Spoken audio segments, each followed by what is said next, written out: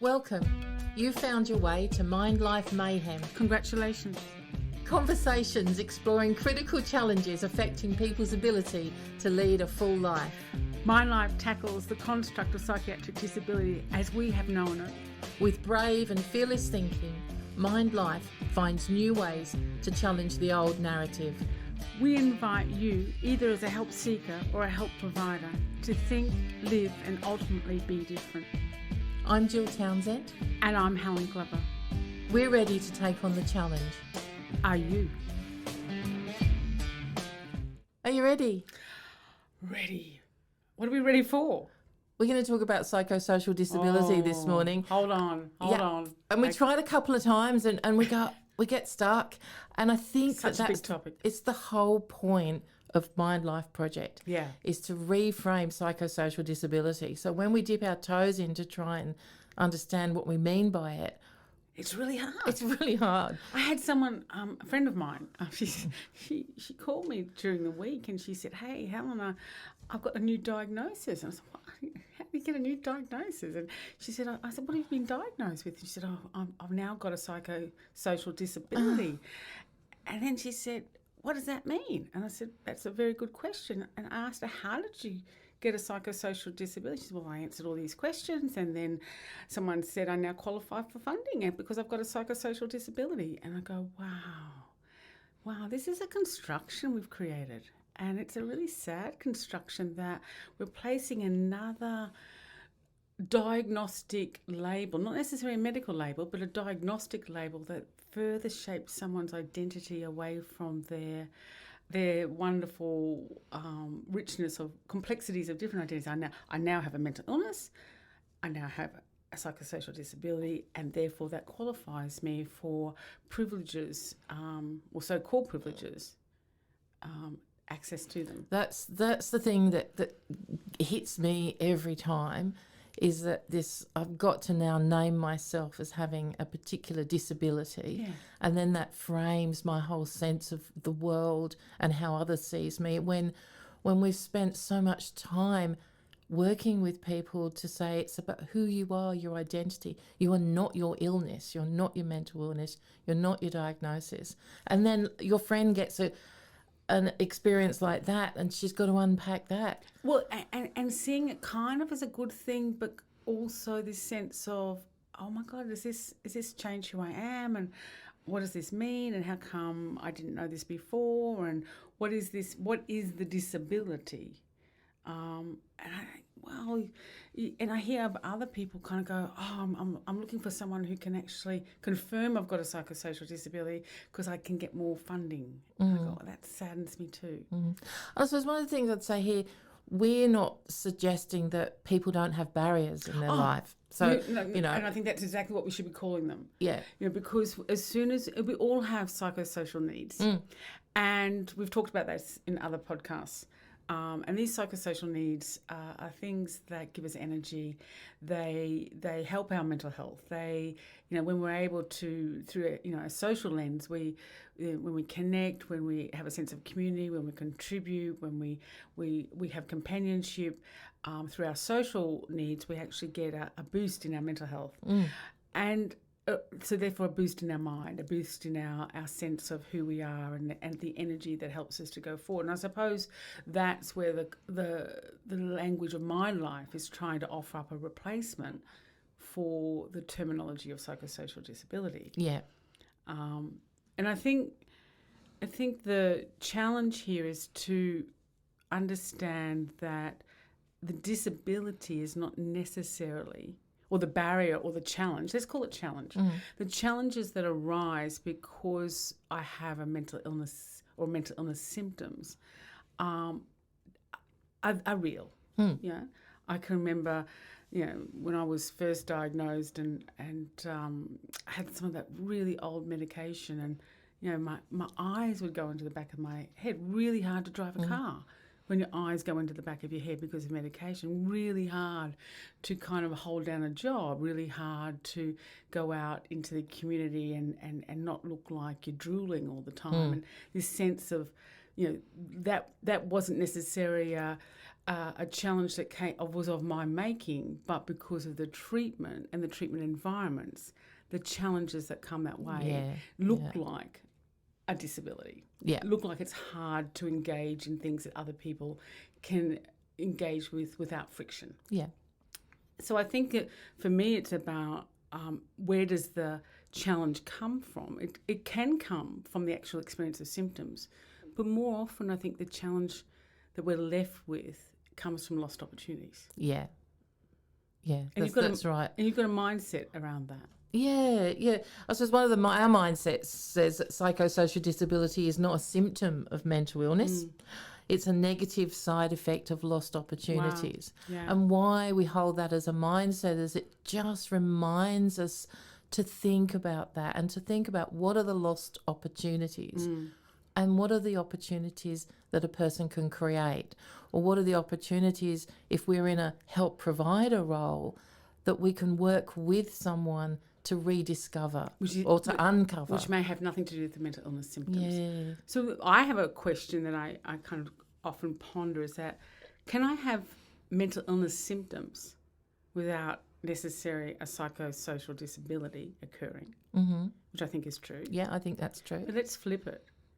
Can I actually be left with psychosocial disability and no longer have mental illness symptoms? Oh, I think maybe. Because I think the residual yes. effects of lost opportunities and institutional mindsets and stigma and the sense of I can't because so I might no longer be hearing voices. I may no longer have anxiety.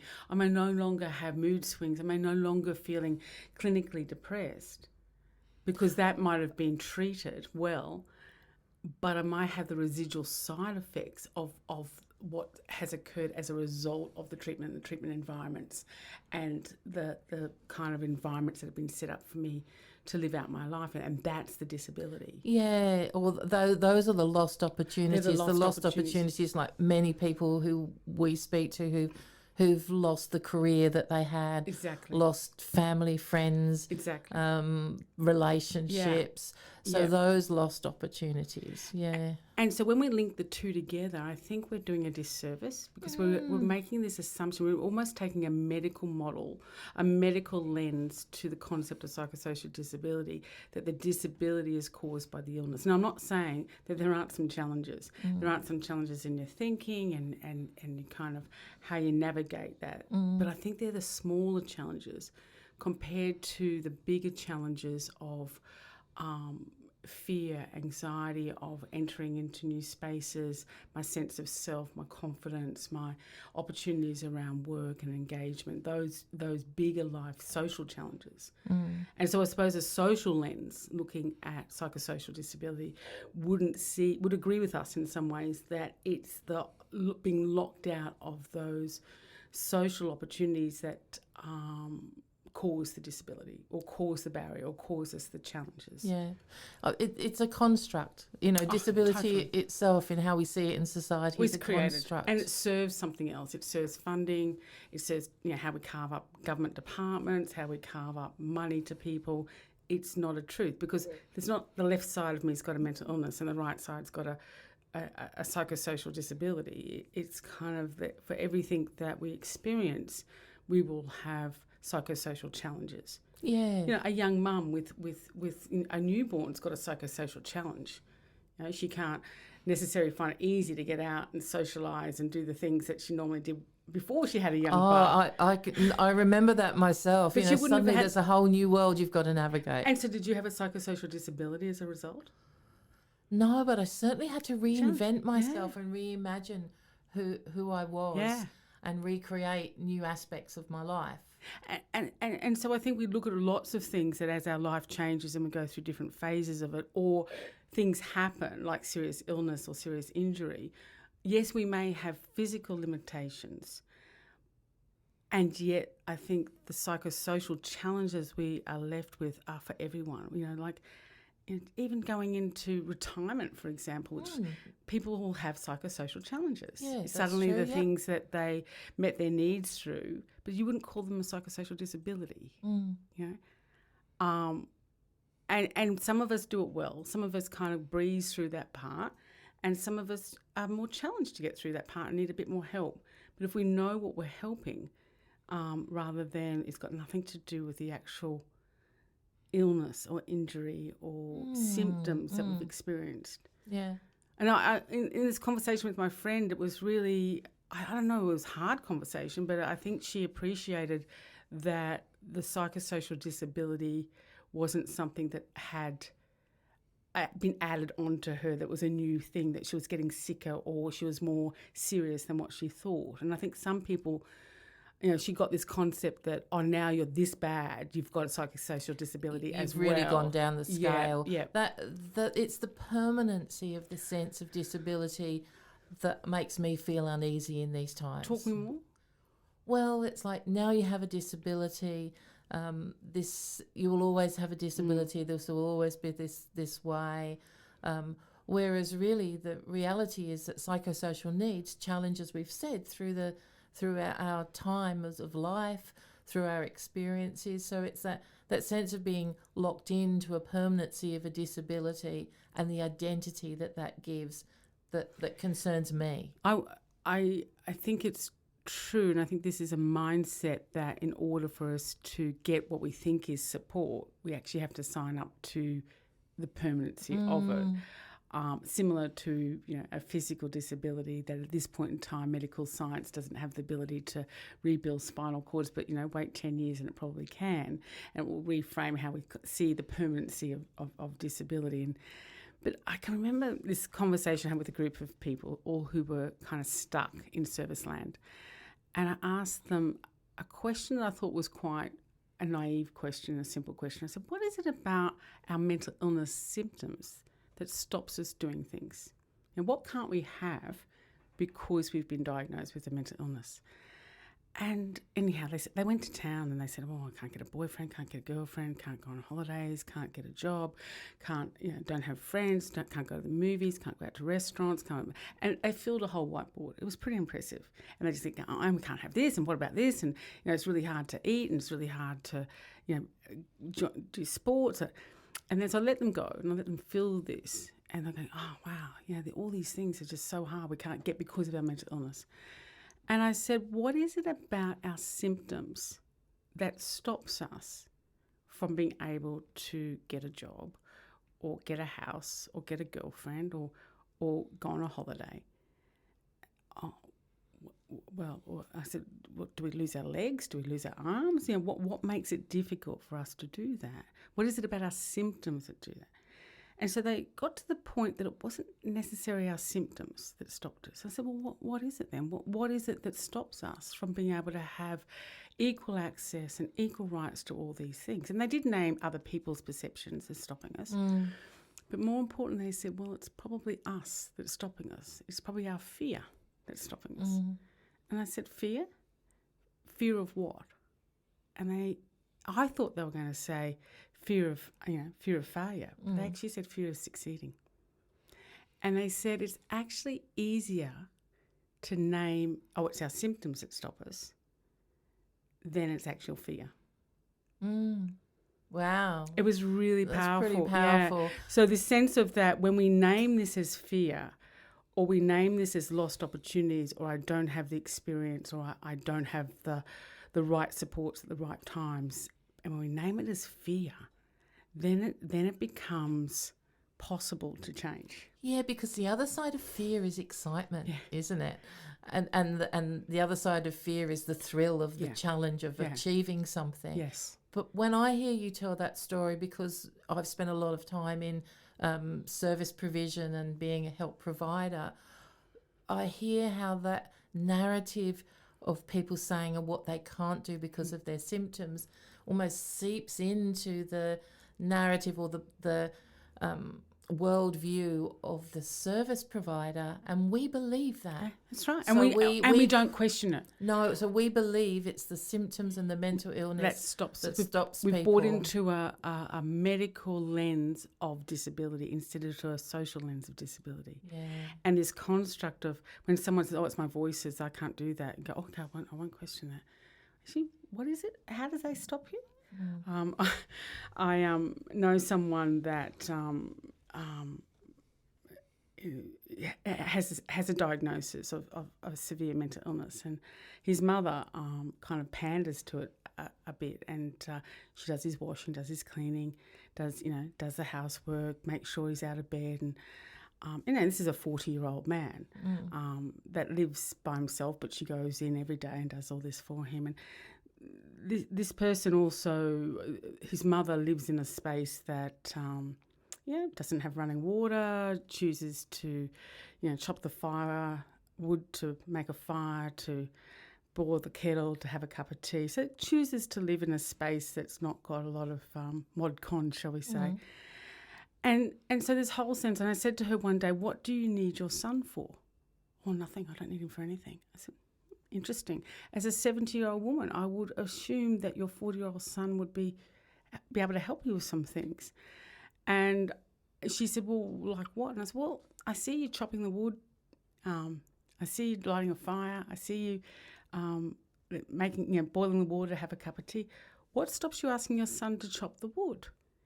And she said, "Well, he's got schizophrenia." I said, "Yeah, last time I looked, it didn't actually affect your arms and legs."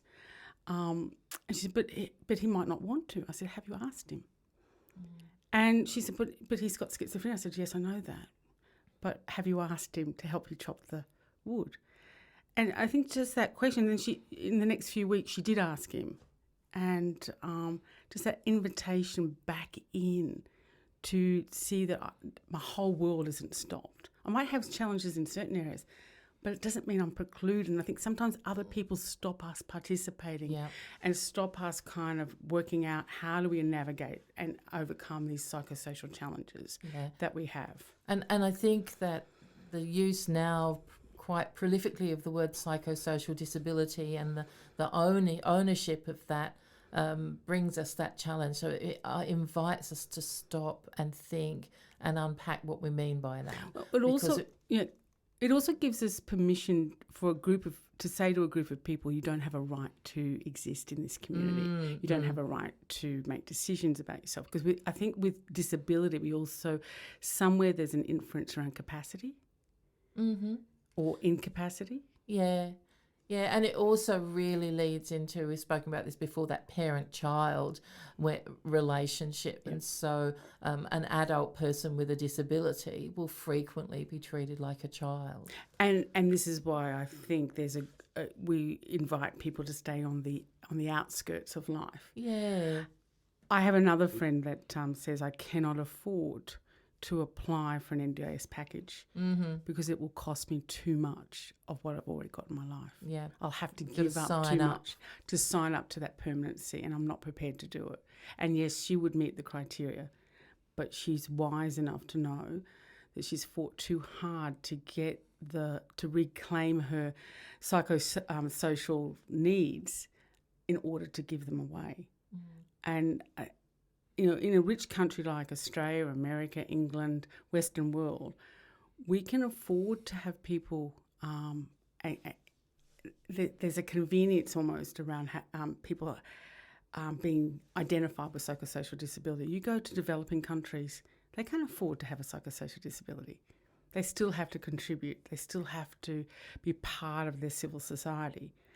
And that's why their recovery rates are a lot higher than ours. Yeah, that's true. Yeah. Yeah. So in the places that we least expect recovery to happen, probably one of the things is why it does happen there is because people haven't been sidelined. Yeah. Into spaces that they can't exercise there and meet their psychosocial needs. That gives us a real challenge for where we're at now. Is are we sidelining a whole group of people? Are we saying a whole group of people are not able to participate in society unless we give you a helping hand? Or we're also saying, I think, as society, that in order to participate in society, you have to be able to do it this way. You have to be able to work these many hours. You have to be able to look and do it the same as everyone else. And I think we're not tolerating the diversity of how people can meet their psychosocial needs and overcome the psychosocial challenges unless it's in a kind of clean, scripted way. I wonder what people would be asking of us now. I wonder what people are thinking and where can we find out some more about this thinking. Yeah, because MindLife, we have a couple of resources that help us do. Do you want to talk a bit more about those? Well, certainly the provocative mindsets are there on the website for people to download and use, and just stopping and working through these questions are really useful. We've also got a resource that's called the Rules of Engagement that's got lots of questions about the relationship that you have with each other, and it invites questions that are more about people's ability and capacity and life, and really understanding. Yeah, they're flourishing, than trying to analyse and unpick what the disability is.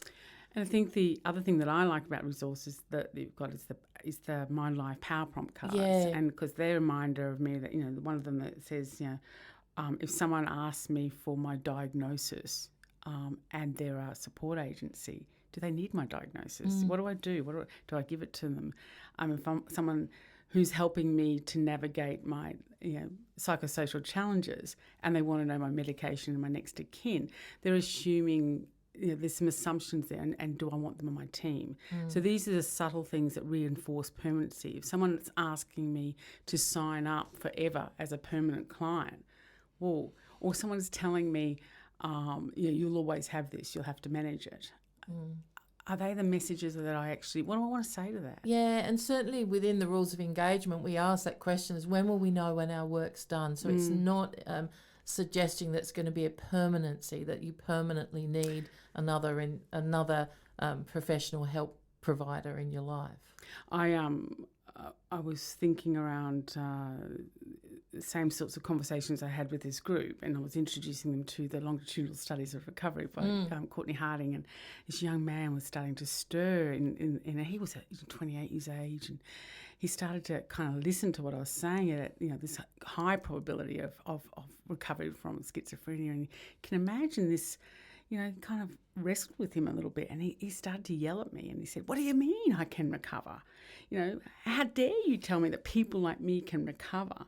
And he said, "For the last 8 years, I've had every clinician, every support worker in my life tell me I will never work, I will never get a job, I will never get married, I will always need support, I will always need help in the community. And now you have the audacity to tell me that people like me recover? How dare you?" He was rightfully angry. Yeah, rightfully angry. Because we've been telling people that this is a construct that we're inviting you to live in of permanency. Yeah, and we do that because we don't want we don't want to give people false hope, but we've lost sight of the fact that the reality is hope.